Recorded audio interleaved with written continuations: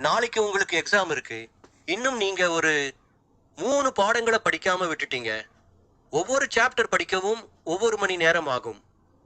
நீங்க யோசிப்பீங்க, இப்போ உட்காந்து படிக்கலாமா? இல்ல ஒரு 10 நிமிஷம் டிவி பார்த்து முடிச்சுட்டு உட்காந்து படிக்க ஆரம்பிக்கலாமா? இல்ல நைட் முழுக்க உட்காந்து படிக்கலாமா? 3 மணி நேரம் தொடர்ந்து படிக்க முடியுமா? இத 3 மணி நேரம் தொடர்ச்சியா படிக்காம சின்ன சின்ன இடைவெளி விட்டு படிக்கலாமா? இந்த மாதிரி எல்லாம் படிச்சு நாளைக்கு எக்ஸாம்ல போய் எல்லாமே மறந்து போன என்ன பண்றது? இந்த மாதிரி யோசிக்க தோணும். அதுக்கு என்ன பண்ணலாம்னு இந்த வீடியோல தெளிவா ஒரு 5 பாயிண்ட்களோட எக்ஸ்பிளைன் பண்ணியிருக்கோம். வீடியோக்கு ஒரு லைக் பண்ணிட்டு வாங்க. வீடியோக்குள்ள போகலாம். Use spacing, effect and distributes learning. இந்த கான்செப்ட்ல ஒரு செடி வளர்வதற்கு 10 குடம் தண்ணீர் தேவைப்படுது. நம்ம அதுக்குன்னு தினமும் ஒவ்வொரு நாளைக்கும் ஒவ்வொரு குடம் தண்ணி ஊற்றினா போதும். ஆனால் நம்ம 10 குடம் தண்ணியை ஒரேடியாக ஊற்றினா செடி வீணாக போயிடும். அதே மாதிரி ஒரு நாளைக்கு 2 கிலோமீட்டர் வாக்கிங் போக பிளான் பண்ணியிருப்போம். ஒரேடியாக 2 கிலோமீட்டர் வாக்கிங் போக கஷ்டமாக இருக்கும். ஸோ என்ன பண்ணலான்னா, காலையில் 1 கிலோமீட்டர், மாலையில் 1 கிலோமீட்டர் இந்த மாதிரி பிரித்து நம்ம வாக்கிங் போனால் நம்ம உடல் நலத்துக்கு ஆரோக்கியமாக இருக்கும். நம்ம டாஸ்கையும் கம்ப்ளீட் பண்ண மாதிரி இருக்கும். இதே மாதிரி தான் ஒரு பாடத்தை படிக்கிறதுக்கு 1 மணி நேரம் ஆகும்னா, ஒரே டைம்ல 1 மணி நேரத்துல தொடர்ச்சியா உட்கார்ந்து படிக்காம இடையில ஒரு 10 நிமிஷம் இடைவெளி விட்டு படிக்க ஆரம்பிக்கலாம். ஆனா இந்த 10 நிமிஷம் இடைவெளியில எக்காரணத்தை கொண்டும் தொலைபேசி எடுத்து இன்ஸ்டாகிராம் பார்க்க ஆரம்பிச்சோம்னா 10 நிமிஷம் 10 மணி நேரமா மாற சான்ஸ் இருக்கு. ஸோ இந்த 10 நிமிஷத்துல தொலைபேசியை தவிர்த்து விட்டு நல்ல கண்ணை மூடி மூச்சை இழுத்து படிச்சது ரீகேப் பண்ணுங்க. இந்த மாதிரி செய்யறதால நம்ம ஈஸியா அந்த சாப்டர் புரிஞ்சுக்க முடியும். Test your fluency and recollection.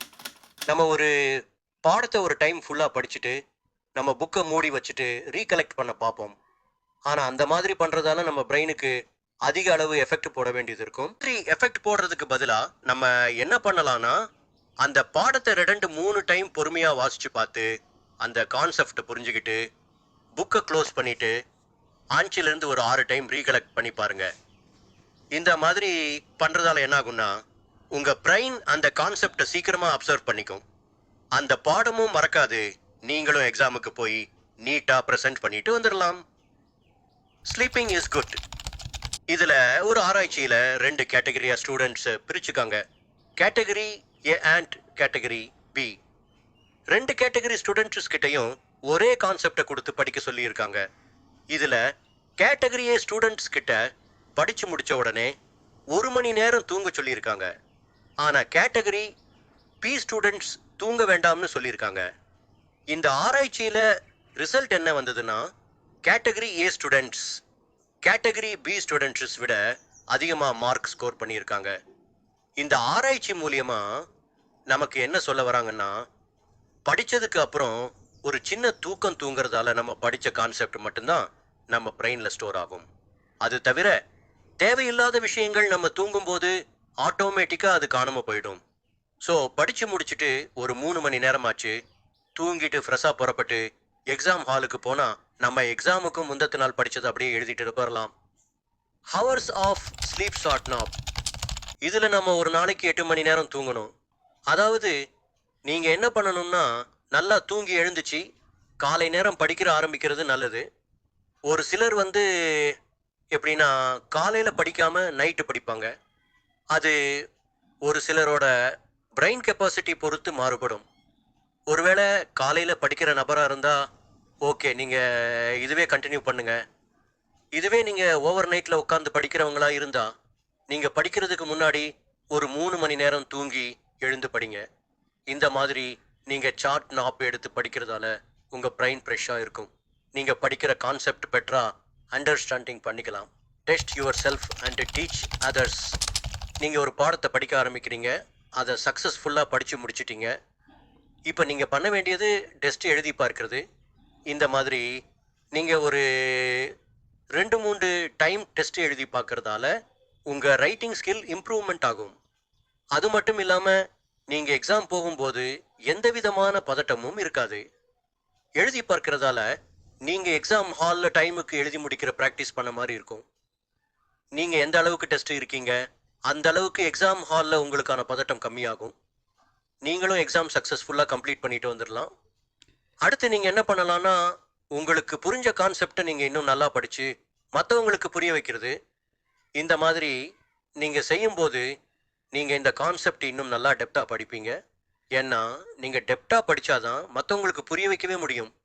நீங்க மற்றவங்களுக்கு புரிய வைக்கிறதுக்காகவே ஆழமா படிப்பீங்க. அது மட்டும் இல்லாம நீங்க டீச்சிங் ப்ரொஃபஷனல் ட்ரை பண்ற மாதிரி இருந்தா இது உங்க ப்ரொஃபஷனல் ஸ்கில்ல வளர்த்து விடும். Use Zeigarnik effect.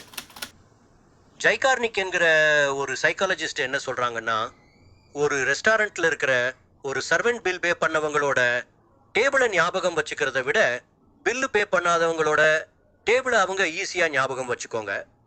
இதுல என்ன சொல்ல வராங்கன்னா, ஹியூமன் பிரெயின் முடிச்ச டாஸ்கை விட முடிக்காத டாஸ்கை தான் சப்கான்ஷியஸா ஞாபகம் வச்சிருக்கோம். இதே மாதிரி ஒரு ஸ்டூடெண்ட் எக்ஸாம் எழுதி முடிச்சுட்டு வந்ததுக்கு அப்புறம் மறாவது நாள் அந்த கான்செப்ட் பத்தி கேட்ட அவங்களுக்கு ஞாபகம் இருக்காது. இதைத்தான் நம்ம ஜைகார்னிக் எஃபெக்ட்னு சொல்லுவோம். இதை நம்ம எதுக்கு யூஸ் பண்ணுவோம்னா, ஒரு கிரியேட்டிவிட்டி டாஸ்க்கை முடிக்கவோ கஷ்டமான பாடத்தை படிக்கவும் ஹெல்ப் பண்ணும். கஷ்டமான பாடத்தை படிக்க இதை ஃபாலோ பண்ணுங்க. எப்படி ஃபாலோ பண்ணணும்னா, இப்போ நீங்க ஒரு கஷ்டமான பாடத்தை படிக்க ஆரம்பிக்கிறீங்கன்னா அந்த டாப்பிக்கை ஃபுல்லாக படிக்காம ஒரு 10 நிமிஷம் இடைவெளி விட்டு படிங்க.